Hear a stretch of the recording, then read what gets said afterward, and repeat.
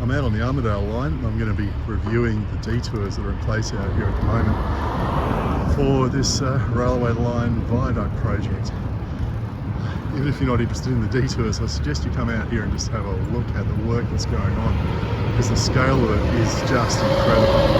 The machinery, the work, the earth moving, the whole lot. It's fascinating. This is part two. And I'm heading back into the city alongside the railway line. Now I'm at Beckenham Primary School, I think it is. Hopefully there's not too much wind noise on the microphone. It's just a very slight headwind going this way. And we'll see what these detours and road crossings are like in reverse. This is a newly opened path. I think it opened about a year ago. Quite a good little extension through here, and I'm not sure if this bit of pink path is pre-existing. Must have been. The footpath closed. Use other footpath pedestrians, cyclists. Okay, there's a ramp over there. That's good. Have a good look over the shoulder. That, what the ramp's like. Oh, not bad. I don't know if they're heavy duty or it's built up. Looks like one of the workers has decided to park partly across the path there. Those nice little potholes. Looks like we're crossing on the other side of the petrol station. Narrow path. Not the best with a bit of fencing on the side. At least they put a little bit of a bridge over there. Now I'm looking for my crossing point, and I presume it's here. And just over the dirt. No pavement markings to help. Oh, there's our traffic wardens.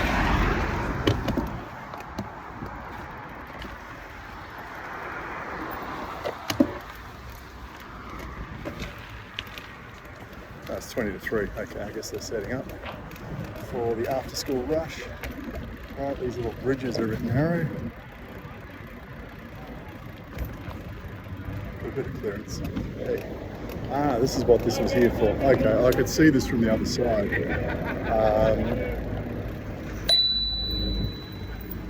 Which way are you going?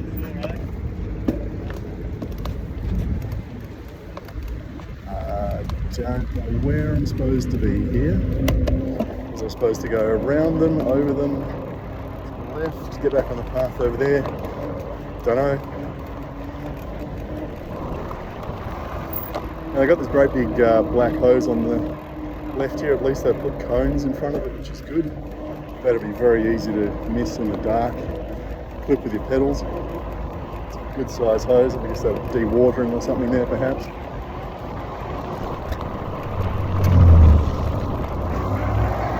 Right, cyclist in lane, drive slowly. I guess that's a warning I'm getting off. Footpath closed. That emerges from behind that sign. Detour ahead, and then the third sign emerges from behind the second sign. Detour, no markings, no fence there. Again, I would have put, just put up a fence there, put Hessian on it, and then it makes it really clear that the path is ended. So the signage down us below where you can see it. And where am I getting back on the path? Anyone? Yeah, that looks like it's all blocked off over there. Now that detour signage over that side kind of almost implies that I should have been going back on the path there. But remember, it said cyclist in lane. So, okay, I'm supposed to be on the road. Where was I supposed to go back on the road? I don't remember seeing a sign anywhere diverting me back onto the road. Let's wait for this guy.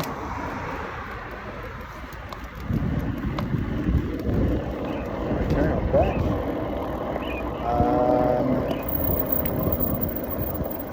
This is interesting because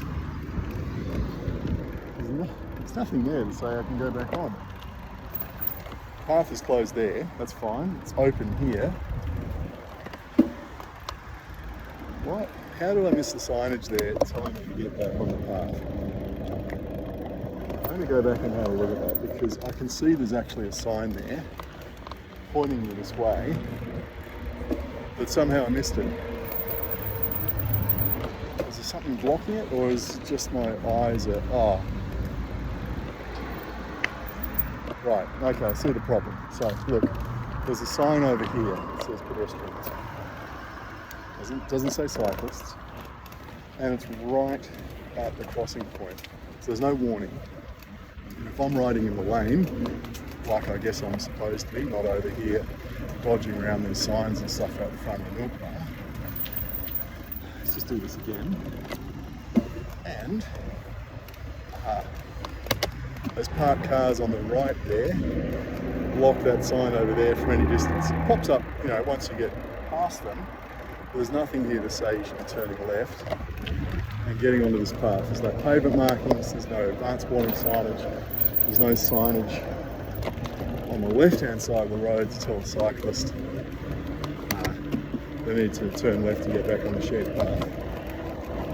This is the kind of stuff you get from just doing a ride through and checking everything from a bicycle. Right, at this point, views of the footpath closed, pedestrians, people on their phones, not looking where they're going. Okay, signage up there, and it's pointing me off diagonally, not straight across. So, what was I supposed to do there? Okay, the path over there is blocked. Am I supposed to be out on the road at this point? Yeah, it looks like I am. Again, that's not clear. Am I supposed to cross over and get on the road? Sorry, am I supposed to cross over and get on the footpath? I guess it did say pedestrians. But there's really nothing there for cyclists unless you count that sign up at, moon level, pointing out onto the road with no warning that you're about to get out on. It doesn't say cyclists merge onto the road or something like that. Yeah, so that's an Armadale Alliance vehicle dodging around the what do you call it? Speed bumps. I'm not doing 30, I'm only doing like 24. But I think you can see, they're not obeying the 30km/h speed limit. Okay, am I supposed to get back on the path at this point? Oh, I just saw the sign as I went under it, directing me to go there. Again, no pavement markings. Only saw it at the very last second. Really too late to actually, make use of it. Didn't see any warning signage back there saying, cyclists turn left in 50 metres or something. It's just sign, bang, off you go. No, it's way out of my line of sight too.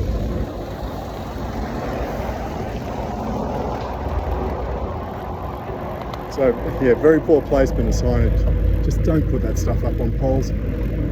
Well, not unless you're worried about there being cars getting in the way of things. Right, can I get across here without getting clobbered?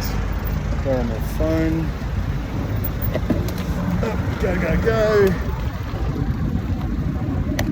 The thing which worries me at crossings like that is people pull up at a red light. They immediately pull their phone out. They're looking at it in their lap like this. They're not paying any attention to what's going on around them. When you cross in front of a driver like that, the lights turn green. Out of the corner of their eye, they see the other vehicles moving, and they just go without looking. And if you happen to be in front of them, blammo, they'll just run you straight over.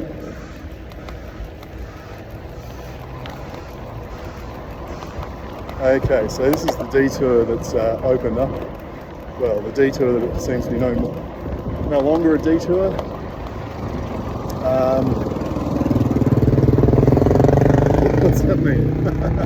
Is it directing me onto this path, or is it directing me onto the other path? Now I think that's the old signage that was there when the fence was up.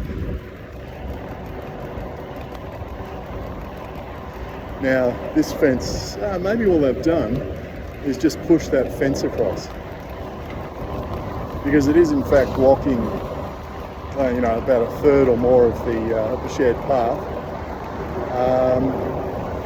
In fact, at this point, I want to get back over here. There's lots of broken glass sparkling here. I'm not sure. Maybe it's bits of bitumen shining in the sun. I guess if I'd stayed on the pink path back there, I just would have jumped over the curb a bit. Now up here, these poles are bending off to my left, so I can see the path now. The grass is just a bit overgrown, it's hard to see.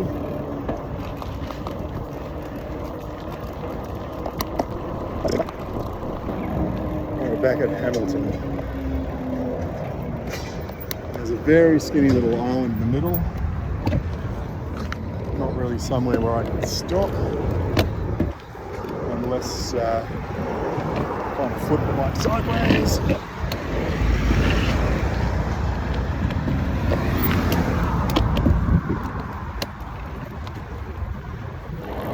Vehicles exiting. Ah, there we go.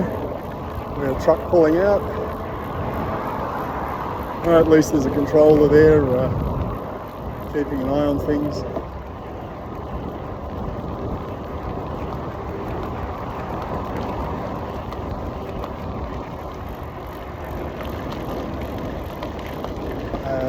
Right, detour. Is that for me? Or is that for drivers? Where's my detour? Is there a detour? Ah, well I guess that's cars only. No detour for cyclists. Signage unclear.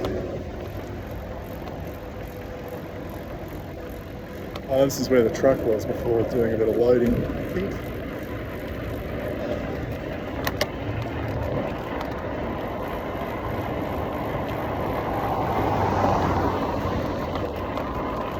Alright, so up ahead, use other footpath, pedestrians. Cool, where are the cyclists going? Don't know. That's what I was saying about the width of these things. Oh, they're just running diesel around here or something.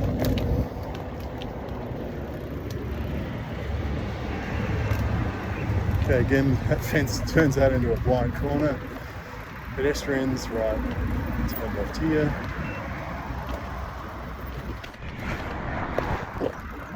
Welshpool Road has always been an absolutely shocking road to cross. I don't know,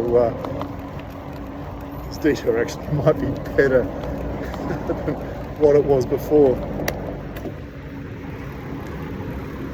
Because it really was horrible before. Okay, last time I came through here, I missed the signage telling me to turn left and cross the road here and get on the path.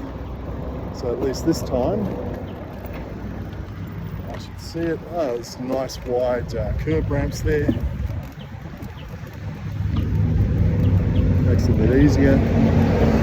And should I just run into one of these signs for the hell of it? Oh, it's on the other side of the path. Okay. Okay, got another detour. I would have put Hessian on the fence there just to make it more obvious in low light conditions. Use other footpath, closed pedestrians, blah blah blah. Okay, yep. There's the big concrete lump that I can't go across.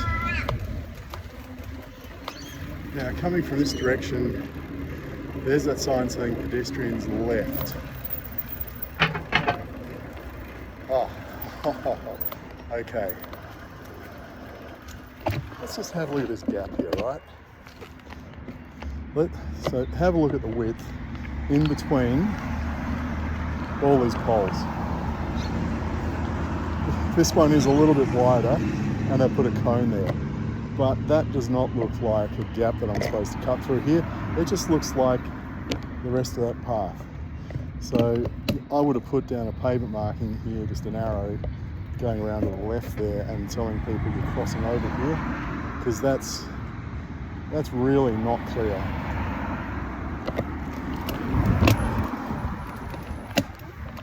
Now, those bigger cars from the left. I think at these crossings it would help a hell of a lot if there were signs up telling you which way you're supposed to look for traffic, left or right, because with the changes in the traffic conditions, it's not entirely clear where the cars might be coming from. Okay, got another. So things have changed a little bit up here. I think is the street blocked off? I think it is. That's Oates. Yes, it's blocked off, so we now just have a clear run straight across. I would have filled in that little patch of sand there. So that would have helped navigate across there.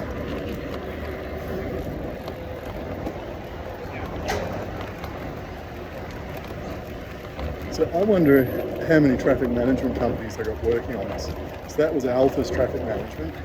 So they have the contract end to end, and it's the same team doing all the signage and all the detours.